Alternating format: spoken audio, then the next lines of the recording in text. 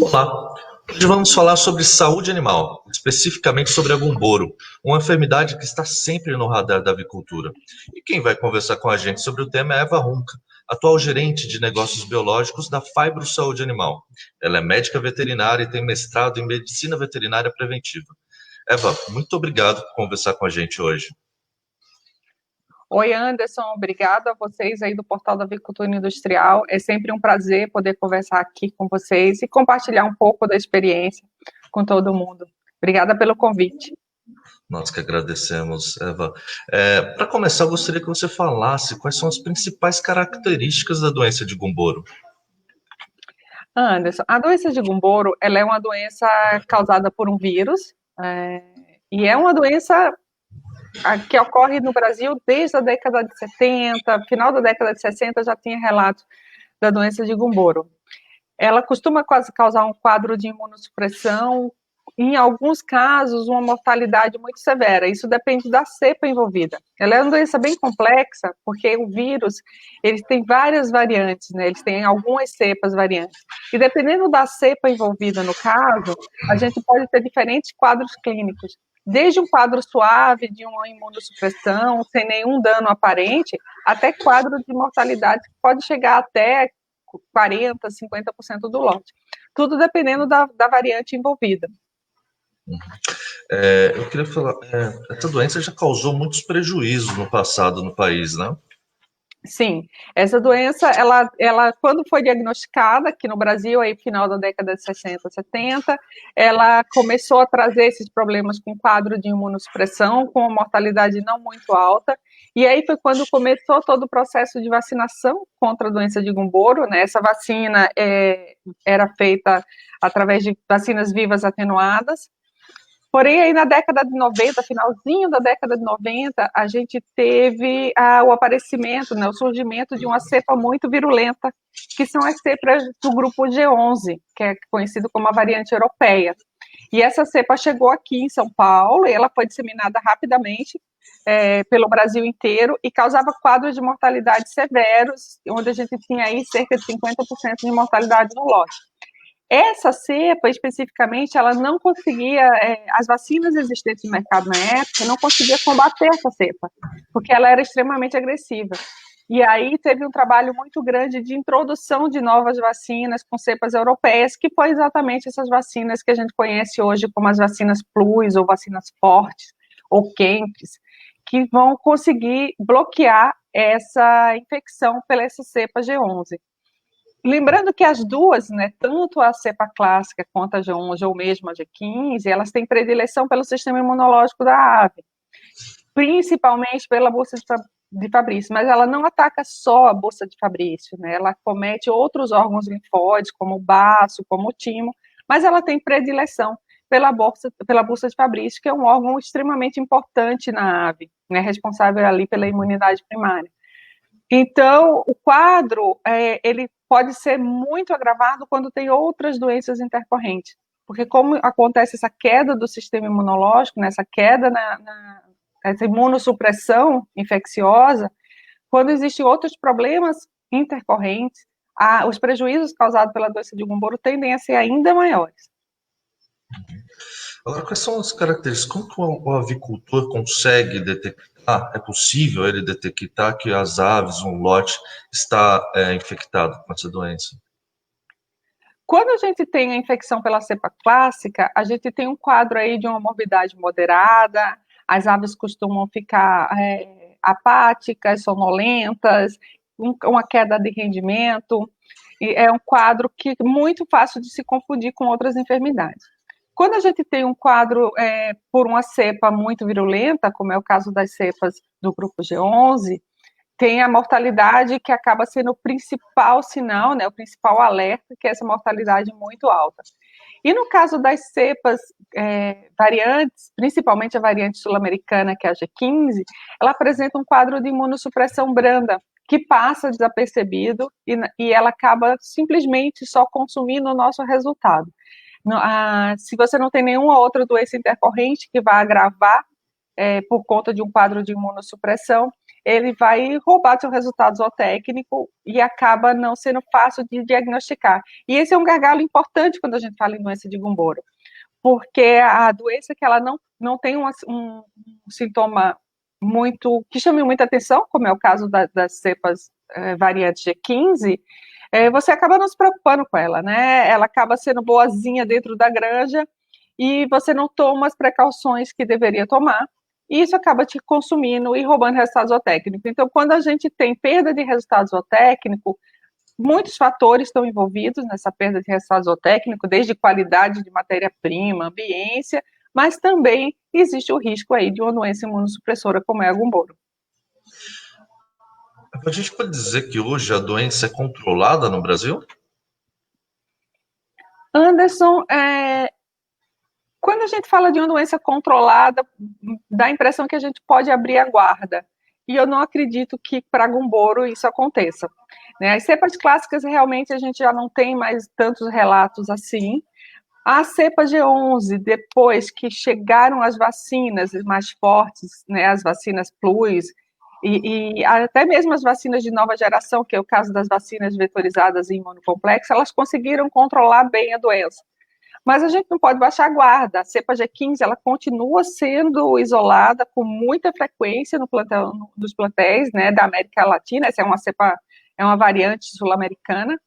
Ela continua sendo isolada com bastante frequência, e isso mostra que a gente não pode abrir a guarda, porque até então ela é uma cepa muito polêmica. Muita gente fala que ela não causa prejuízo nenhum, outras pessoas falam que ela causa muito prejuízo. Eu acredito que tudo aquilo que não é do bem, ele está ali, ele está te roubando algum resultado de alguma forma. Então a cepa G15, sim, ela te rouba parte do resultado. Então, controle, eu acho uma palavra muito forte. Eu acho que a gente tem, sim, que continuar controlando a doença, por mais que ela esteja aparentemente dado uma trégua, mas a doença de Gumboro, ela sempre é pauta, Ela sempre é um motivo importante quando a gente fala num programa de imunização nos plantéis. Você falou que a cepa G11, ela veio da Europa, né? Isso. E acabou afetando a avicultura brasileira. Quais países ainda sofrem com a enfermidade? Existe a existência de alguma cepa em algum outro país que pode vir a afetar a avicultura brasileira novamente? Assim como a gente tem a variável sul-americana, que é a G15, também existe outras cepas em outros países, e a doença de Gumboro, ela é um problema não só no Brasil, ela continua cometendo aves em todo o mundo. A gente tem problemas ainda muito sérios com cepas virulentas na Europa, a Rússia, a Turquia ainda usa um programa vacinal muito robusto, alguns até com vacinas inativadas já em frango, mas aqui no Brasil, a gente não tem relato de nenhuma outra cepa, além da cepa clássica, das virulentas do grupo G11 e da variável sul-americana do grupo G15. Diante disso, então, é necessário manter uma vigilância constante ante o risco de uma cepa dessas entrar no país. Sempre. Do mesmo jeito que já veio a cepa G11, outras cepas também podem chegar, assim como aconteceram com outras enfermidades. Agora, quais são as principais formas de controle? A doença de Gumboro, ela é muito complexa, porque ela depende muito de anticorpo materno, ela depende de um programa vacinal da matriz, que a gente imunize bem a nossa matriz para que ela passe anticorpo materno para o pintinho, ela vai proteger o pintinho ali nos primeiros dias. E também questões ambientais. E aí entra toda a parte de biosseguridade que é tão falada hoje, aquele famoso controle integrado, Eu acho que cada vez mais na avicultura a gente vai falar de controle integrado, porque não adianta ter só uma roda da engrenagem, a gente tem que ter várias rodas da engrenagem ali funcionando para que aquilo realmente dê certo. Então, o vírus de Gumboro, ele é um vírus muito resistente ao ambiente. Então, ele fica por longos períodos na cama, consegue resistir até ao processo de fermentação. em muitos casos. Então, é comum a gente ter uma cama que fica ali 1 ano dentro da propriedade, e essa cama, uma vez contaminada, ela vai permanecer contaminada com vírus de Gumboro. Então, as práticas de biosseguridade, elas são mandatórias para a gente ter um controle eficiente da doença de Gumboro, né, desde a parte de fermentação, vazio sanitário, limpeza, controle de entrada de pessoas, controle da entrada de material, controle de vetores, e a vacinação. A vacinação, ela não é única, né, ela não é uma ação única dentro de um processo de controle da doença de Gumboro, de prevenção, mas ela é uma das peças mais importantes, porque a vacinação, ela imuniza a ave, ela protege a ave, e quando a gente usa vacinas vivas, a gente também protege o ambiente. A gente promove a colonização do nosso ambiente por uma cepa vacinal, uma cepa apatogênica. E isso acaba diminuindo a pressão de infecção, diminui a quantidade de cepas de CAM, cepas virulentas, e a gente aumenta a população da cepa vacinal. E isso aí seria também uma vacinação do ambiente, que é um conceito que vem crescendo cada vez mais quando a gente fala de doença de Gumboro. A gente vai ter a biossegurança, a gente tem a imunização das aves e a gente também teria um ambiente vacinado. Esses 3 pilares são importantes aí para o controle da doença de Gumboro. Como é feita a vacinação das aves? A doença de Gumboro, ela tem vários níveis de vacinação. Quando a gente fala em aves de ciclo longo, que a gente precisa ter uma proteção mais duradoura, a gente tem um processo de vacinação quando se usa apenas vacina viva, um processo aí que pode variar desde 2 ou 3 vacinas vivas até 6 ou 7, depende do grau de desafio de cada região. Isso pensando em poedeira comercial, que não precisa passar anticorpo pintinho, o programa seria prioritariamente com vacinas vivas. No caso das matrizes, além desse programa de vacina viva mais robusto que a gente precisa ter, a gente também precisa promover a produção de anticorpos maternos para que essa ave transmita anticorpo materno para os pintinhos. Então, a gente tem aí o uso de vacinas inativadas, que faz com que esses títulos de anticorpos se elevem e ela possa passar anticorpo para o pintinho. Esse programa com vacina inativada, ele pode variar de 1 ou 2 doses da vacina, depende do desafio de cada região, mas a vacina inativada na matriz, ela tem por objetivo, prioritariamente, proteger o pintinho, não a matriz, né? Como eu te falei, o principal órgão acometido pelo vírus de Gumboro é a bursa de Fabrício, que ele vai regredindo com o tempo, e uma ave adulta, ela não tem mais a bursa, e passa a não ser um problema mais a doença de Gumboro. Então, a vacinação inativada nas matrizes, ela tem por finalidade de aumentar o nível de anticorpo dessa matriz para que esse seja transmitido para o ovo. E esse anticorpo materno, ele vai proteger o pintinho ali naqueles primeiros dias de vida dele. Naquela primeira semana, 10 dias, até uns 15 dias, prioritariamente, quem protege o pintinho é o anticorpo materno. A vacinação no pintinho, por sua vez, ela é feita prioritariamente com vacina viva. Essa vacina viva, a gente tem algumas opções de programa vacinal no mercado, desde vacinas simples, que são as vacinas convencionais. Essa vacinação, ela pode variar de 1 a 2 ou até mesmo 3 vacinas, também depende do desafio da região. Mas também a gente tem as vacinas de nova geração, que foram as vacinas que vieram aí para ajudar nesse controle do G11, veio ali por volta do ano 2006, 2007, a gente teve o advento dessas vacinas, que são as vacinas vetorizadas e as vacinas de imunocomplexo. Essas vacinas, elas são aplicadas uma única vez no incubatório. E como ela tem capacidade de contornar o anticorpo materno, né, ela não precisa ter uma reaplicação, você não precisa revacinar o seu pintinho.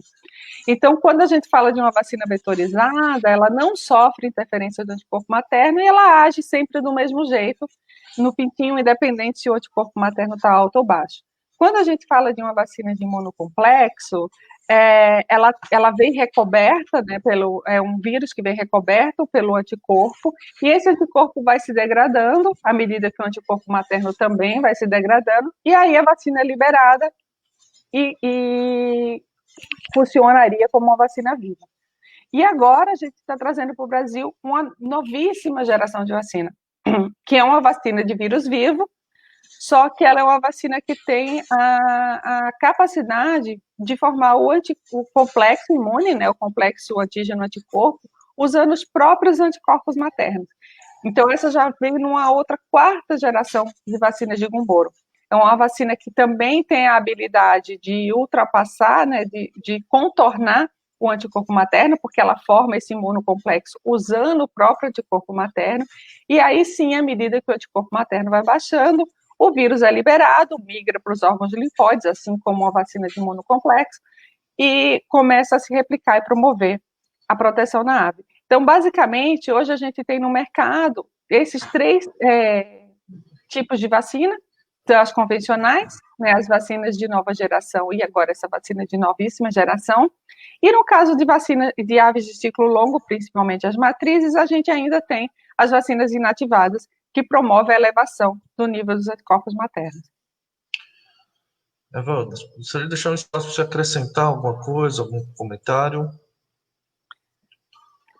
Anderson, primeiro, novamente, obrigado pela oportunidade de estar aqui com vocês. Eu gostaria de trazer para vocês a novidade da MB1, que é a nossa vacina, a vacina de imunocomplexo natural. Nessa vacina, ela tem um vírus vivo do grupo molecular G11, é um grupo molecular parecido com o grupo da cepa muito virulenta, mas apesar de existir muita dúvida no mercado em relação ao grupo G11, na verdade o grupo molecular ele é unicamente uma classificação molecular, ele não está relacionado com a patogenicidade ou agressividade do vírus, né? Essa vacina, como é a única desse grupo no mercado, a gente tem um grande diferencial, ela é uma cepa muito rápida e ela acaba diminuindo muito a janela imunológica, né? A janela o gap imunológico, ou janela de vulnerabilidade, porque sempre que o anticorpo materno cai, até a vacina ter uma resposta ativa, existe um espaço ali onde a ave está completamente susceptível a esse vírus de campo. Quanto menor for esse espaço, né, quanto menor for essa janela imunológica, maior a chance do seu programa vacinal ser eficiente. Então, a gente hoje vem trabalhando muito em reduzir ainda mais essa janela imunológica, e a vacina MB1, ela vem com esse propósito, de tornar essa janela imunológica cada dia mais estreita para que a gente se sobreponha aos vírus de campo e consiga colonizar a granja de uma forma muito eficiente. Outra coisa que chama muita atenção é a capacidade de recuperação dessa cepa vacinal. Sempre que a gente vacina as aves com a MB1, a gente consegue recuperar essa vacina nos testes de PCR, mostrando que essa vacina consegue ficar no campo e permanecer no campo por longos períodos e atua de uma forma muito eficiente na vacinação do ambiente. Então, eu queria convidar vocês a conhecer um pouco mais sobre esse produto e, em caso de dúvidas, procurar a nossa equipe técnica, que a gente vai ter o maior prazer em responder todas as questões para vocês. Eva, novamente, muito obrigado, viu, por participar aqui com a gente.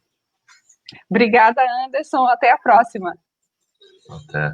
Essa foi mais uma live da Avicultura Industrial. Fique sempre atento aos nossos canais para acompanhar o que acontece no Brasil e no mundo dentro da avicultura. Até uma próxima.